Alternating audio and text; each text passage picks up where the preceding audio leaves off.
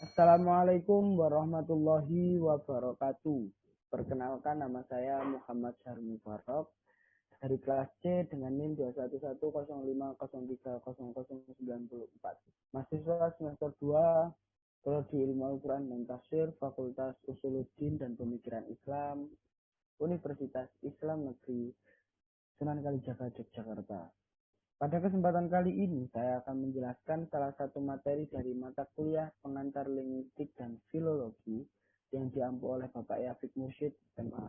Materi ini yang berjudul tekstologi dan kodikologi.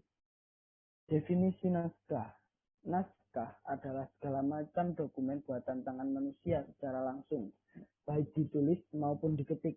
Berbeda dari dokumen-dokumen yang dicetak dengan mesin atau direproduksi dengan cara yang terotomasi atau tidak secara langsung menggunakan tangan manusia. Kini, istilah naskah juga diartikan sebagai karya tulis dalam bentuk tulisan tangan, ketikan, atau salinannya yang dibuat dengan aplikasi pengolah kata oleh penulisnya sendiri. Berbeda dari karya tulis tersebut dalam bentuk cetakan.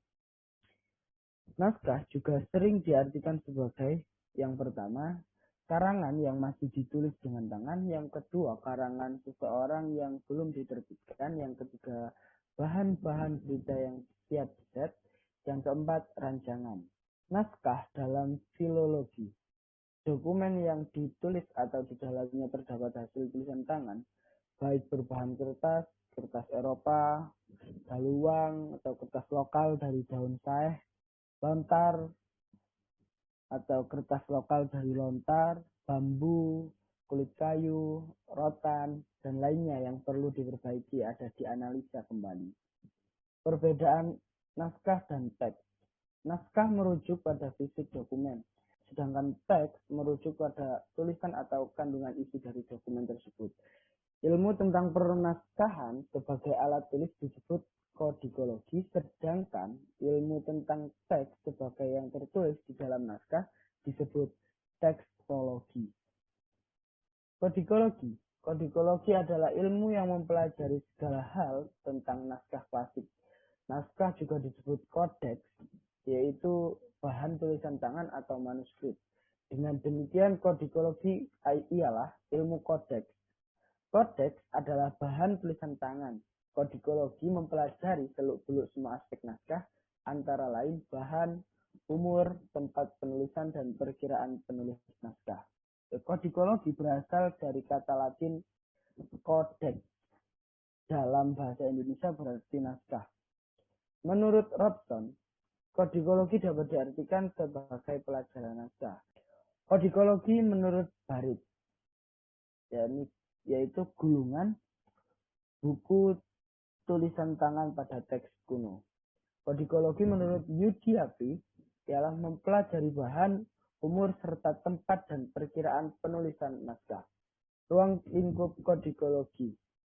Tugas atau ruang lingkup kodikologi antara lain adalah sejarah naskah, sejarah koleksi naskah, penelitian mengenai tempat naskah-naskah yang sebenarnya, masalah mengenai penyusunan katalog, penyusunan daftar katalog, perdagangan naskah, dan penggunaan naskah-naskah itu.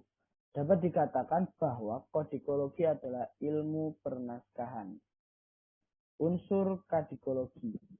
Unsur kadikologi yang pertama ialah tempat penyimpanan naskah, yang kedua alas naskah, yang ketiga cok kertas atau watermark, yang keempat dan atau countermark, yang kelima umur dan daya tahan, yang keenam penulisan, yang ketujuh iluminasi, yang kedelapan atau yang terakhir ialah ilustrasi.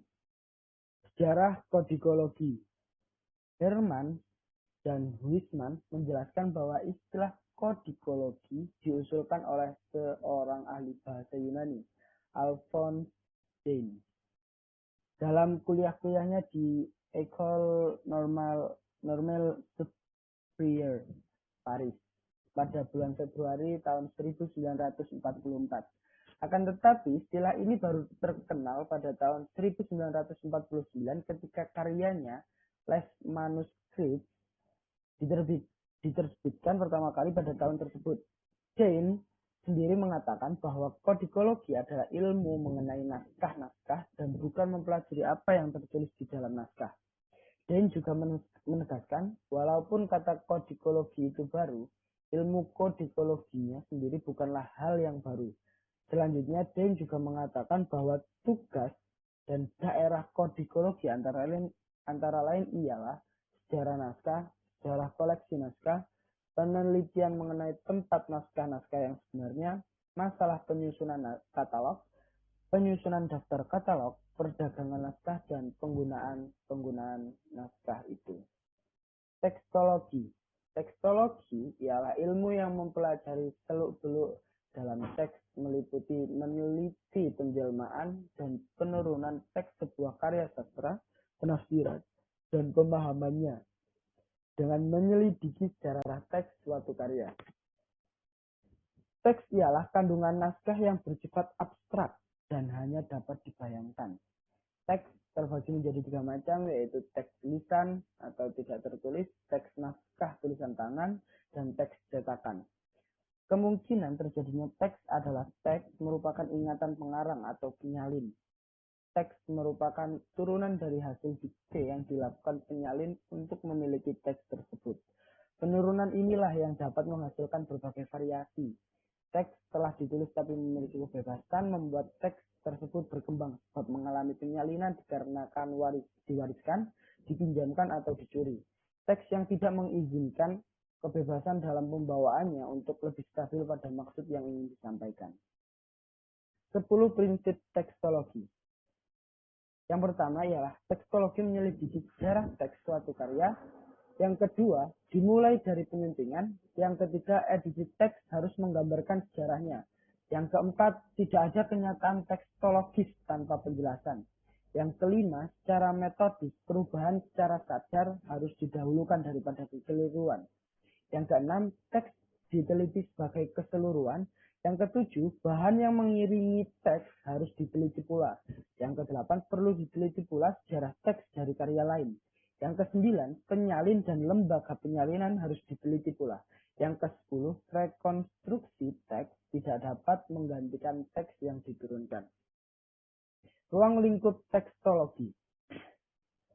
Ruang lingkup tekstologi adalah apa-apa yang tertulis di dalam teks. Tidak hanya kandungan cerita yang ada di dalam teks saja, akan tetapi keseluruhan yang tertulis. Misalnya huruf, kata atau kalimat, ejaan, dan bahasa yang digunakan. Selain itu, kesalahan-kesalahan yang terjadi pada proses penyalinan, baik kesalahan yang disengaja maupun kesalahan yang tidak disengaja, merupakan kajian tekstologi. Artinya, hal-hal yang berkaitan dengan tulisan yang tertulis di atas naskah, maka itulah yang menjadi sasaran kerja orang yang mendalami tekstologi. Next. Metode penyuntingan. Metode penyuntingan terbagi menjadi 2, yaitu yang pertama edisi naskah tunggal dan yang kedua edisi naskah jamak. Mari kita simak pengertian naskah tunggal dan naskah jamak. Edisi naskah tunggal. Metode edisi naskah dapat ditentukan sebagai naskah tunggal atau disebut juga sebagai codex unicus jika telah dilakukan penelusuran keberadaan teks di berbagai tempat penyimpanan naskah. Ternyata memang hanya naskah yang ditemukan itulah salah satu-satunya naskah yang ada. Metode edisi naskah tunggal ada 2 macam, yaitu yang pertama edisi diplomatik dan edisi standar atau kritik. Yang kedua edisi naskah jamak. Metode naskah jamak adalah metode kritik teks yang menggunakan beberapa naskah varian.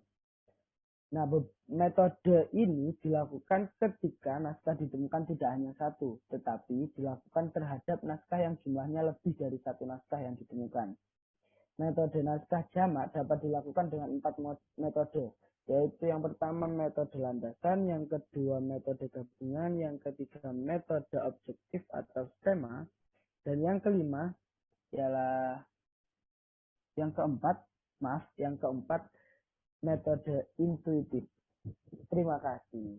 Demikian yang bisa saya sampaikan. Mohon maaf apabila terdapat banyak salah kata. Akhirul kalam. Assalamualaikum warahmatullahi wabarakatuh.